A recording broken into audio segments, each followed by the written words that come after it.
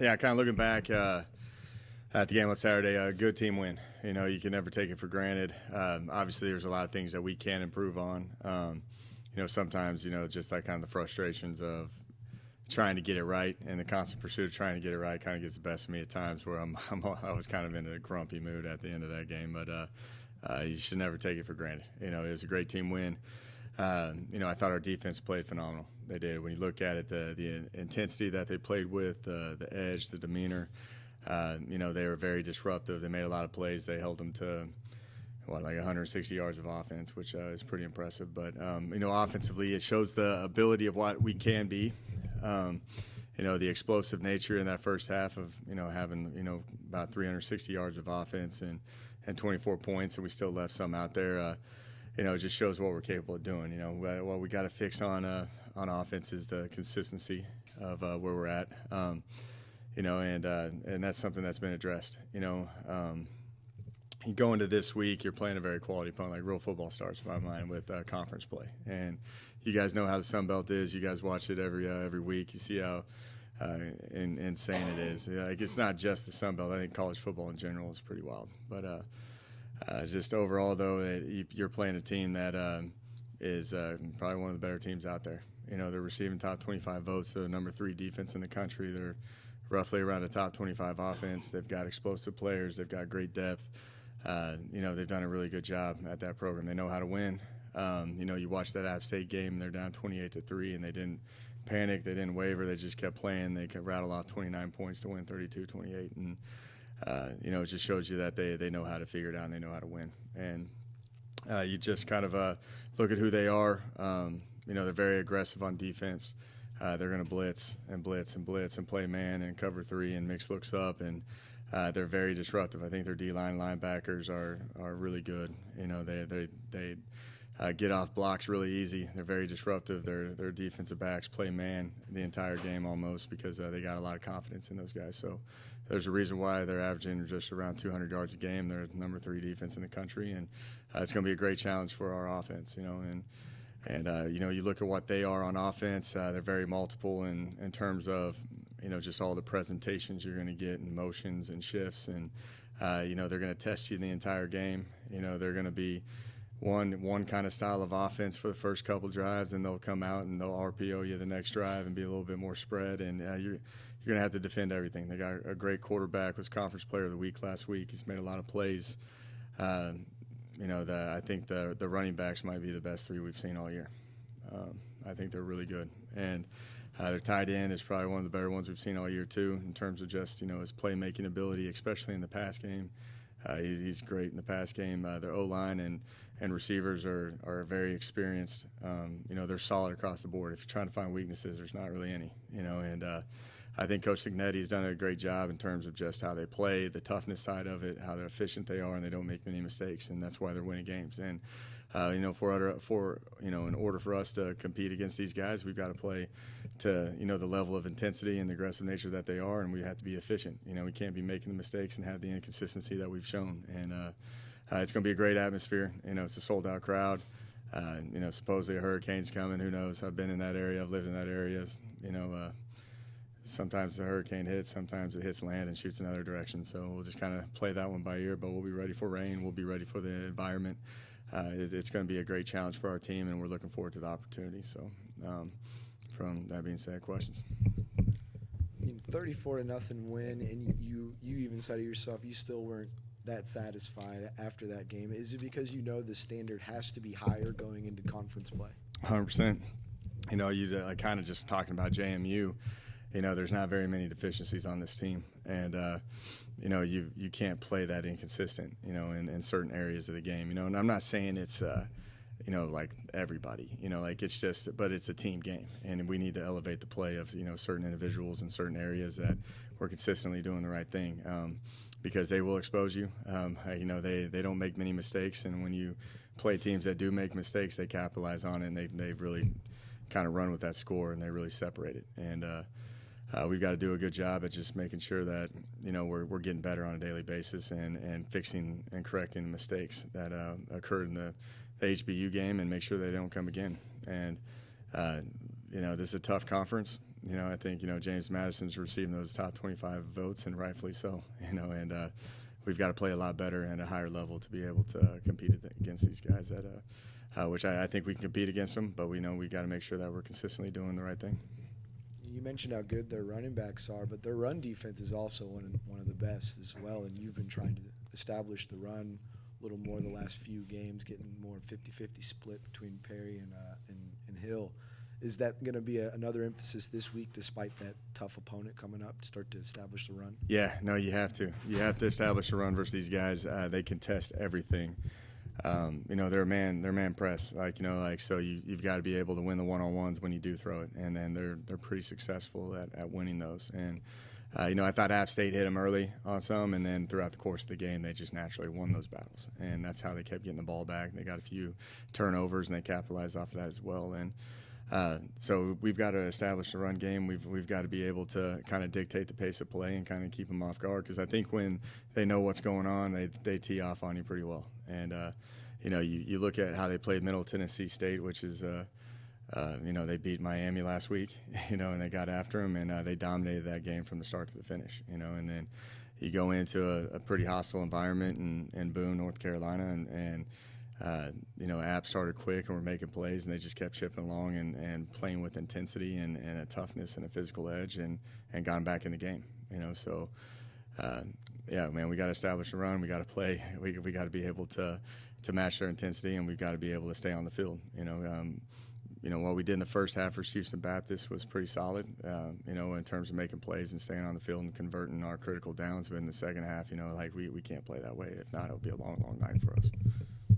Talking to Jordan after the game, he mentioned how, it's still that blue-collar mentality, but the ante kind of is upped when they know that they're going into conference play. I know it's just Tuesday, but have you kind of felt that from your team so far? Oh, yeah. They know what's ahead of them, and we talk about our urgency's got to increase, the consistency's got to increase, and our preparation has to be on point this week. We have to understand the assignments of what needs to be accomplished, and there's more about just understanding the game plan. There's also a lot to making sure that your bodies are in the best position you can possibly get them in, because it's typically you have a bye week at this kind of roughly around this time, and we still got a whole month left of football before we get to a bye week. So there's got to be some recovery aspects, and that we got to make sure that we're doing correctly. And that's just the way the schedule is handed to us. So we're kind of editing our practice a little bit in terms of the player load, in terms of how much you're practicing, how hard you're going. Like we do have, I bought some GPS deals over the summer, and it's been very beneficial for us to track, the yards that they're running in practice. And, to put it in perspective, our receivers and DBs are hitting around 10 miles on Tuesdays and Wednesdays, combined. So it's roughly around 5 to 6 miles a kid, and it's 10 to 12 miles, throughout, and that's a lot. And it's a lot of it's sprinting, a lot of it's moving around. So we got to make sure we're ready to go. And I'm cutting back on that, and just trying to find different ways to kind of focus them up on what needs to be accomplished. And I know you've already talked about JMU a lot, but just talking about it being their first year in the FBS, I mean, from your perspective as a head coach, what's it like to see what they've done in their first 4 games? Oh, that's not surprising to me at all. I got an opportunity to, 4 or 5 years ago, to go walk around their facilities and just kind of be around it. It's beautiful. It's very nice facilities, unbelievable facilities, and just kind of.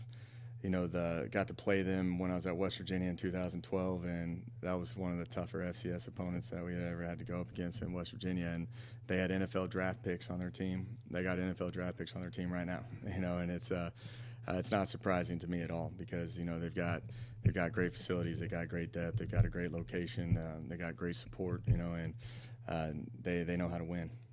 That's the main thing I see with these guys. Like, you can throw a lot of different things at them. They're not going to hesitate. They're not going to panic. They've been in these scenarios before, and they're just going to chip away until they get the victory. You go back on them, no one ever really just beats them. Like West Virginia beat them, I think it was 20-13 or something like that. It was like a 1-possession game. You never see anybody win by more than 2 possessions. It's just they're going to keep it close, and that's why we have to minimize our mistakes and make sure that we're efficient in what we do.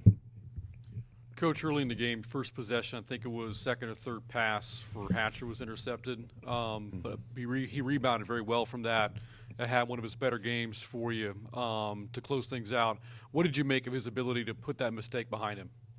Yeah, Lane's great with that. He understands the importance that quarterbacks can't let one play seep into to the next. And it's more about an understanding of why it happened. And that one, he just took ownership on that. He said he had to get that out to an area, where only the receiver could get it or it's thrown away. And he was like, that's a bad ball, terrible on his part. And he takes ownership and we just move on. Now if it was something schematically and they're trying to confuse him and maybe trapping corners or doing something like that, then we need to discuss on what our next move is and how we can prevent that moving forward. But I've been around a lot of different QBs and they're all different, but at the end of the day, there's a lot of pressure on those guys. And that's why I always say the quarterback position is the hardest thing to do in sports because it's just, there's so many moving parts to it, and the criticism that you get, and it's just difficult to do. So, at the end of the day, it's just, hey, how do we correct it? Let's move on, and we got a lot more ball to play. And he responded well, and he threw for a lot of yards that first half, and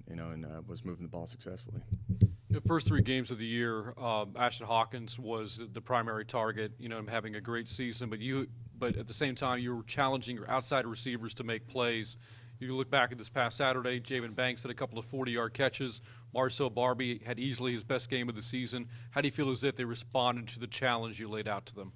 Yeah, I thought, Barbie did an unbelievable job, and we challenged, each other all week, and I know what he's capable of doing. He had a great week of practice. He had a great, day of practice today, and I'm a big believer on how you practice throughout the course of the week is how it translates to the field and on Saturdays. And I was happy to see Barbie get going again. That reminded me of the 2020 season of when he was, very dominant in what he was doing, and it seems like he's getting back on track. JB's good with the deep ball. Caught a couple of big explosive plays. You got Charles in there as well competing, and you'll see a mix of guys as well. We were moving Jules outside and Ashton, and we're in tow, and we're just kind of trying to see, how we can play with tempo and keep certain personnel on the field. And Coach Abraham and Coach Bugner have done a great job at putting those, having these guys understand all positions and how we can play with pace and everything of that nature. But we still got a lot of work to go in that room. But I'm pleased with how they're getting better each week.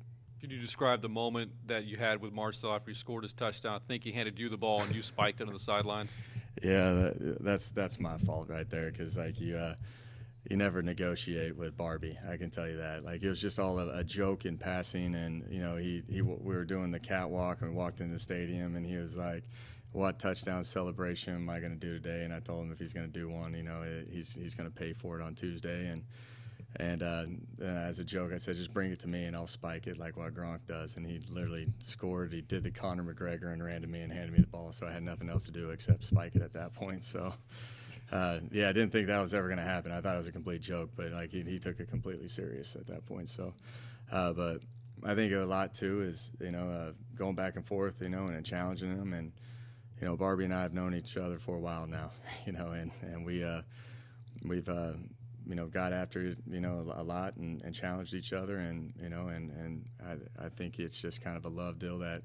I know the potential that he's capable of doing, and he played at a high level, and, he wanted me to follow through with it. So, happy for Barbie in his game. Coach, 4 weeks of preparation for season opener, or I should say conference opener. In the past, it seems like when you get in a situation, the team plays tight. I think this team isn't going to do that. It's more mature, and that's a tribute to you guys and the coaching staff and the leadership in the locker room. How is it a little bit different, though, this year going against a team like JMU, and there's so much momentum on both sides of the ball? There's a lot being made. There's going to be more national recognition. Are they up to the challenge and able to handle it at this point? Yeah, no, I think they're going to be ready to play. What we preach about all the time in here is just like the complimentary side of things and elevating your play in adversity. There's going to be a lot of adversity hitting this game, and it's how you play together as a team. Like last week, there was a ton of adversity with the offense, and the defense played well, played very, very good, and you could easily have got that out of control, if the defense wasn't, elevating their play. And that's what you got to do to beat great teams. It's what you got to do to beat a team like Baylor, and that's what you got to do with a team like JMU. And I don't think our guys are afraid of the situation by any means. It's more about the consistency and the focus of how you execute, and that's what they're taking pride in, and that's what we're being very picky about in practice. They know the challenge ahead. They know it's going to be a sold-out stadium and versus a very great quality opponent, and that's why you play this game, man, for these opportunities. It's a great challenge, a great opportunity, and you need to maximize everything that you're doing this week to make sure that you're ready to go on Saturday.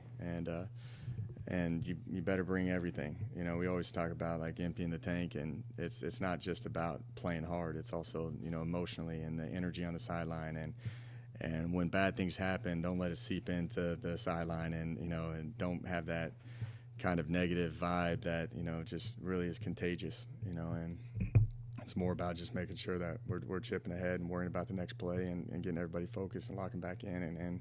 And we always say, take a shot, take a swing at it, man. We're going to keep swinging, this is going to be a real football game. We're excited for it. Coach, in the beginning of the year, Don said that one of his goals going into the year was to improve the fan experience. How could you say in the 2 home games that you've had this year that the game culture has changed when it comes to the fans? Yeah, no, I think the fans are, I really noticed them in that FIU game. I really did. I know there's already a pretty good crowd expected for the App State game. Yeah, I know, I truly feed off the energy of those guys. Just kind of walking in on the catwalk and you see the energy out in the tailgate and, just bring it into the stadium. You see what President Danfus has been doing. He's everywhere, and you saw how he was getting, the band engaged and the cheerleaders and the student body and everything, and then everybody's doing their part, it's in order for us, we need to keep focusing on the task at hand and playing football, but, when you sit back and actually recognize that, you appreciate the people that come out and bring it for these guys, because, this place means a lot to them, this program means a lot to the guys in our locker room, and they want to put a good product out there for the fan base, and hopefully we just keep building off of that.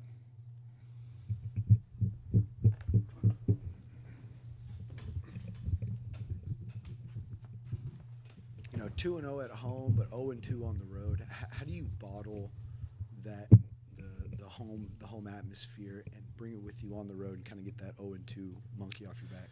Yeah, no, that's the focus. It's about, it doesn't matter where we play. We still got to bring the same intensity. We still got to have the same focus that we do for these home games. I think we always have kind of a sluggish start at times.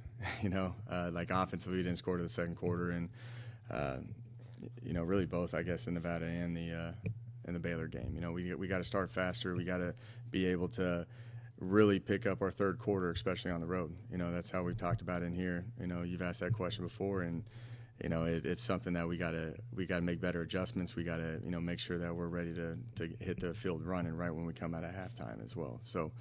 There's a lot of moving parts to it. At the end of the day, it's about the intentions and the focus and the urgency that we bring, and we need everybody collectively, strength coaches, coaches as well, just, and other players, bringing each other along and making sure that we're locked in and playing with the standard that we need to be playing with, because, it was kind of reversed in the past years where we were playing better, I felt like, on the road than we were at home, and then now we're playing good at home, and, at the end of the day, we need to find a way to get out there and get the job done. You mentioned the GPS trackers that you've been using. That's new this year, I'm sure. And how much does that help, gauging injuries and things like that? Having these trackers on these guys in practice, seeing how much workload they're taking. Yeah, and it's now just starting to get the data necessary, to make these opinions. But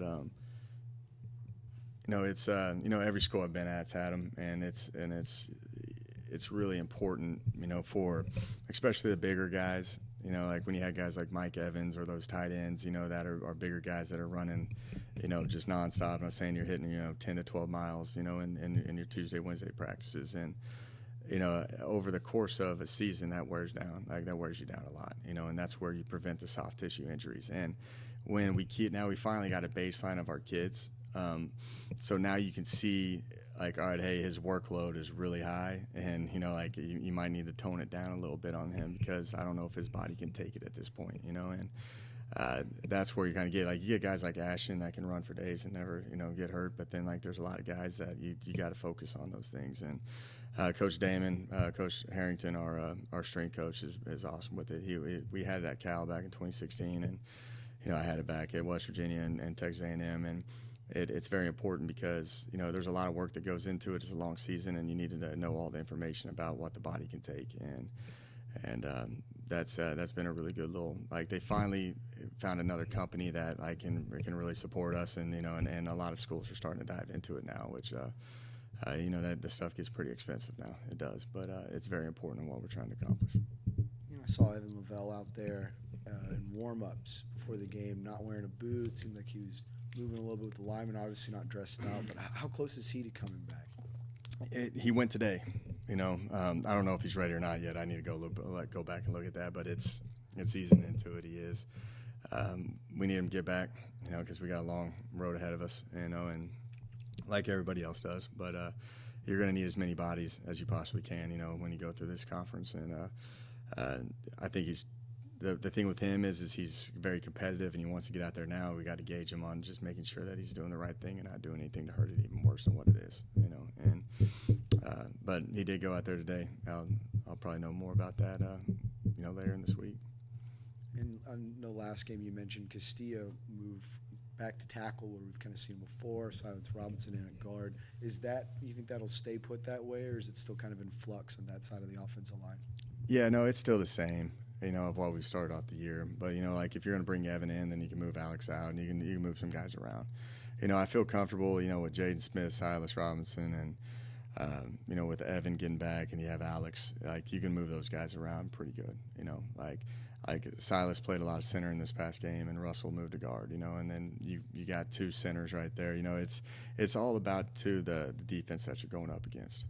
If there's a true head-up nose, you might want to keep, Russell there and move Silas in at guard, at times, because Russell's been the most experienced at that. But, if you get in the 4 down and you can move, you can put in Silas, and Silas is great. I thought Silas did a phenomenal job in the game on Saturday. I was really proud of him.